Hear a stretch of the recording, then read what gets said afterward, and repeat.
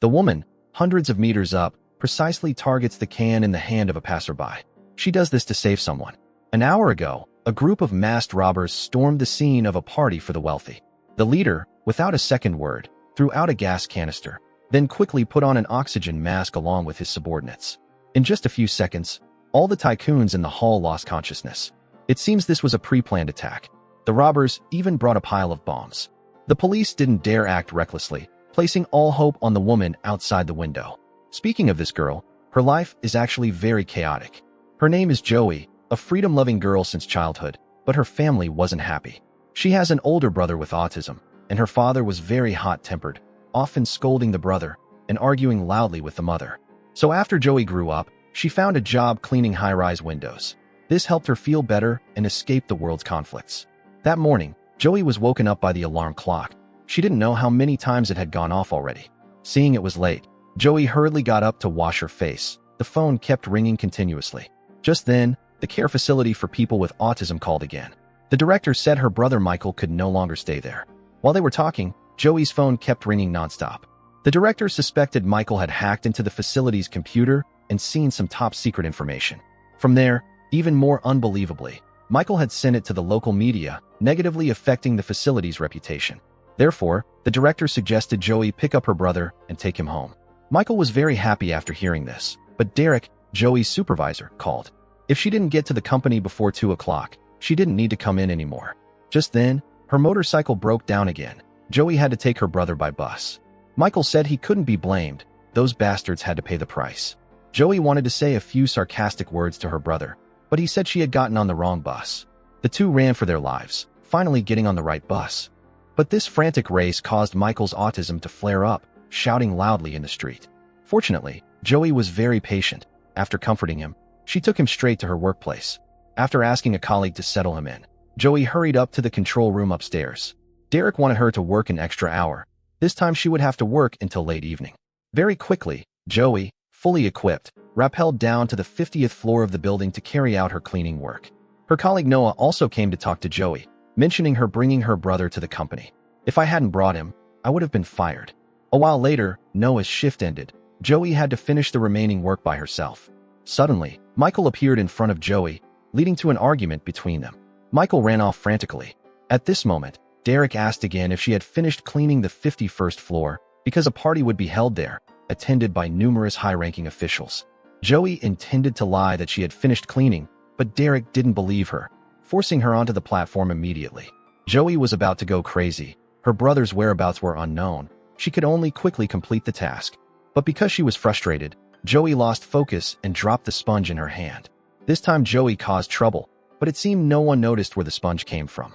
Meanwhile, a group of masked people arrived at the building, apparently a performance troupe invited by the assistant manager.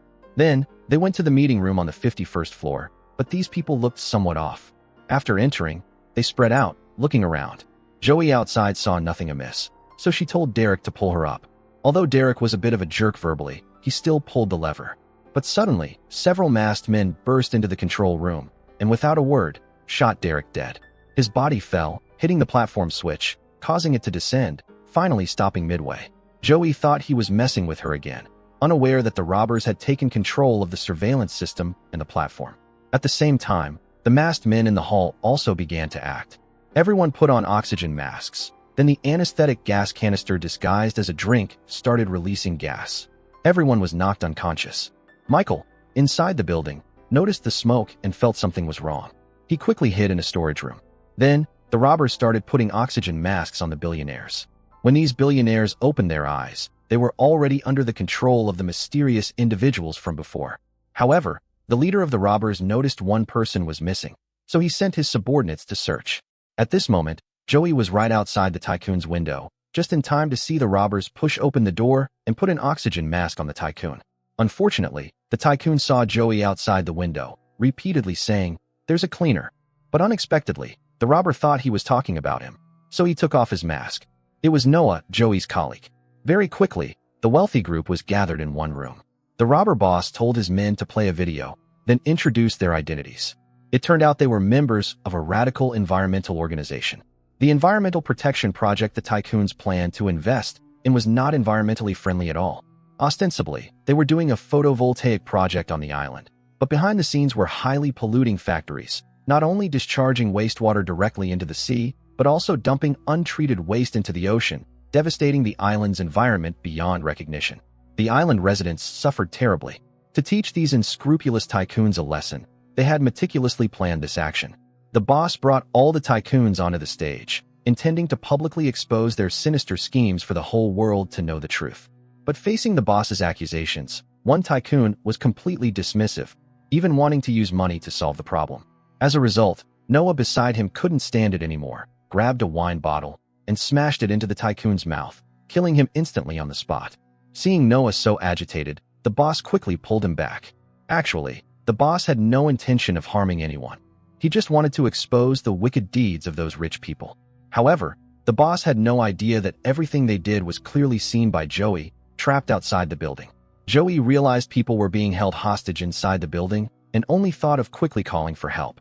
But her location was too high. People below couldn't hear her calls at all. Joey looked at the pedestrians below, suddenly getting an idea. She took wax from the platform, wrote the international distress signal on the glass, then set it on fire. Passers-by below saw the distress signal on the building and immediately called the police. The robbers in the control room also heard this news, learned there was a large distress signal outside the building, and quickly reported it to the boss. And at this moment, the boss was talking to Noah when he saw his men bring many jackets filled with bombs. Moreover, the boss seemed completely unaware. Hearing his accomplice's news, the boss realized a cleaner was trapped outside the building and immediately dispatched Noah to control Joey. Very quickly, Noah saw Joey outside. The two looked at each other without saying anything. Noah told his accomplice to raise the platform. Seeing this, Joey took out a screwdriver, jammed it into the gap/mechanism on the side of the platform, successfully stopping it. But while the robbers were busy, a wealthy man seized the opportunity to escape. But with the entire floor sealed off by the robbers, how could that tycoon possibly escape? Very quickly, the fleeing tycoon was caught by the boss. And Noah had also arrived and intended to beat the tycoon to death. The boss told him to put the gun down, but Noah suddenly turned, shooting the boss dead with one shot. It turned out Noah had long felt the boss wasn't ruthless enough.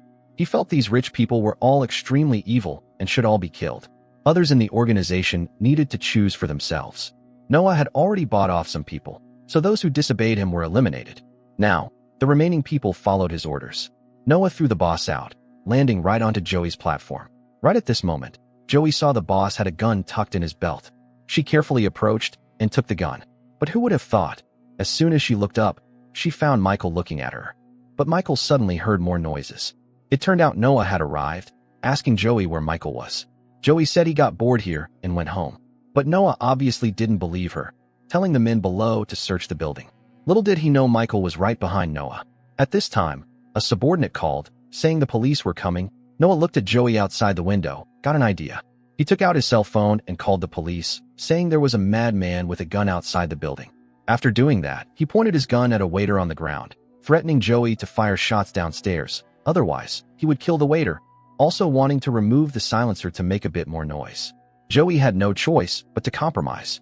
From this, it can be seen Joey is definitely not ordinary, aiming so accurately from a distance of hundreds of meters. And her actions successfully attracted the police's attention.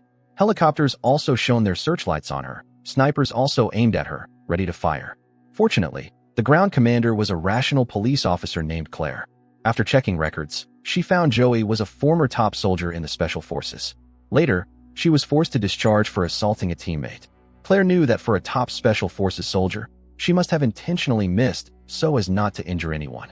At this moment, Joey noticed the dead leader had a cell phone on him, so she slowly moved towards it to get the phone. Suddenly, the platform couldn't bear the weight and fell, the leader's body falling directly down. Luckily, Joey had a safety harness on, so she didn't fall with it. She called the police, got in touch with Commander Claire, explained the current situation inside the building, requesting the police enter quickly to rescue people. After hanging up, she started looking for a way into the building. After all, her brother was still inside. But the building's glass was too strong, the wrench couldn't even leave a mark on it. At this time, Noah ordered his subordinates to strap bombs onto each tycoon, intending to carry out a frenzied massacre so that all the people could witness this drama. Noah even had someone live broadcast it, forcing the tycoons and high-ranking officials to confess all the shady dealings in the environmental protection projects. After finishing, a subordinate activated the bombs and put a bracelet with a pulse-checking function on Noah, connected internally to the bomb's detonator device. If no pulse was detected for more than 5 seconds, the bombs would explode. At this moment, Claire called him. Noah took the opportunity to mention the detonator bracelet, warning the police not to act rashly. However, while the two were still on the phone, the SWAT team captain unilaterally decided to send a squad to breach from the front. Noah naturally saw this scene. Upon hearing this, Claire hastily ordered a retreat. However, it was too late. The explosion killed all the team members. Now, the police finally saw Noah's determination. The negotiation thus ended. Claire looked at the live broadcast image on the screen, remembered Joey upstairs. She wanted Joey to help rescue the hostages, but Joey didn't want to get involved in the affairs of either side. To persuade Joey, Claire mentioned the discharge compensation, promising that if Joey helped rescue the hostages, she would help her apply for the discharge compensation. But neither of them knew the call was being monitored by Noah. After learning Joey intended to intervene, Noah told his subordinates to plant a bomb near Joey's position. Claire quickly warned Joey. Joey could only move along the building's exterior to the other side. Michael inside worried about his sister. Fortunately, Joey reached the other side before the explosion occurred. Even Joey's platform was blown up. Noah thought Joey was dead. Joey looked at the helicopter opposite, got an idea. She told the sniper on the helicopter to use bullets to shoot through the glass. She would enter the building from there. Who would have thought the quality of the building's glass was too good? The sniper fired many shots, but the glass didn't break. Joey had no choice but to take out her safety tool, intending to break the glass. But the problem was, she kept hitting it, but it wouldn't break. Instead, Joey's stamina was about to give out. At the critical moment, Michael arrived in time to break the glass, then pulled Joey up. At this point, Joey was exhausted beyond measure. Meanwhile, Noah was negotiating with Claire. He demanded the police prepare a large bus, also saying if the police caused any more trouble, he would start shooting hostages. And the robbers on the other side also discovered the broken window, quickly informing Noah Joey was still alive. Noah knew Joey had entered the building, immediately sent people to find her. During this time, Michael had another autistic episode. Joey comforted him, comparing their current mission to the final battle of Marvel and that they would have to go steal the Infinity Stones. She needed Michael to help hack into Noah's system. This also made Michael feel a bit better. The two quickly ran to the surveillance floor, with several pursuers chasing behind. But Joey was a special forces soldier. With Michael's help, she successfully took down 2 pursuers. At this moment, a woman from behind pointed a gun at Joey. Joey skillfully damaged a pipe, scalding the opponent. But the opponent's skills were also not bad. Moreover, Joey's stamina was running a bit low. The two fought, falling from above. The woman picked up the pistol on the ground. In the critical moment, Michael shouted loudly and threw a grenade. After dealing with the pursuers, Joey and Michael continued towards the control room. Right now, Z is in the surveillance room. She discovers that within the video containing the truth, soon to be announced, there is a segment filmed by Noah himself. Its content makes Z utterly shocked. It turns out Noah had long resolved to die, preparing to die together with the 300 hostages in the building, completely dedicating his efforts to the cause of humanity that he believed was right. After watching, Z knew that if she didn't run, she too would die, so she used a chair to hit the guard beside her and ran outside, but was still shot once by the opponent. At the critical moment, Joey arrived just in time and shot the opponent dead. Disregarding Z's life or death, he and Michael went into the surveillance room. They also watched that video clip. Michael somewhat sympathized with Noah's words, but hearing the part where everyone had to die, he immediately felt it was a bit terrible, quickly starting to crack the system. At this time, the building's elevators were all controlled by Noah. They had to unlock all the elevators and cameras. Fortunately, Michael was a super hacker. He easily cracked the virus Noah installed, and at the same time, he cut off Noah's recording process and took the hard drive storing the video. Claire downstairs knew that the elevators and doors were unlocked. She also immediately took action. 2 assault teams, one from downstairs, one from upstairs, simultaneously attacked the robbers. Joey told Michael to leave first using the elevator, while she stayed behind to coordinate with the police in dealing with the robbers. Noah in the main hall also sensed the situation was not good, immediately forcing bombs onto the billionaires, then personally went to find Joey to settle scores. At this time, the police also broke into the building, but Claire warned they couldn't directly kill Noah, otherwise the bombs would explode. Noah led 2 subordinates to catch Joey. The first pursuer was strangled to death by Joey. Then she picked up an axe to ambush on the side. At this moment, the The Special Forces team had also stormed the main hall, eliminating the minions, starting to try defusing the bombs. However, the explosive device was very complex. There might not be enough time. Noah sat in the building waiting for Joey to find him, not even intending to resist, planning to perish together with those rich people. Seeing Joey show no reaction, he attacked her, subdued her, then forced her to reveal the location of the drive. Of course, Joey didn't have it with her. The two struggled again, but Joey was more skilled, kicking him out the window with one foot. Noah could only cling to the cable. At this point, he started ranting about his grand ambitions. But Joey raised her hand. Unexpectedly, during the previous struggle, Joey had put the detonator bracelet on his hand. Finally, the police had enough time to defuse the bombs. The video also did not leak out. In the eyes of outsiders, this was just a terrorist attack. And Joey also received her discharge compensation as agreed. With this money, Joey no longer needed to do the arduous cleaning job. Later, she found her brother and hugged him tightly. From now on, the siblings would be closer. Joey also planned to care for her brother more. And that hard drive was still in their hands. They released those videos online, exposing the rotten lives of the rich, which could be considered fulfilling Noah's last wish. The movie ends here. If you like my video, please subscribe to the channel. See you in the next video.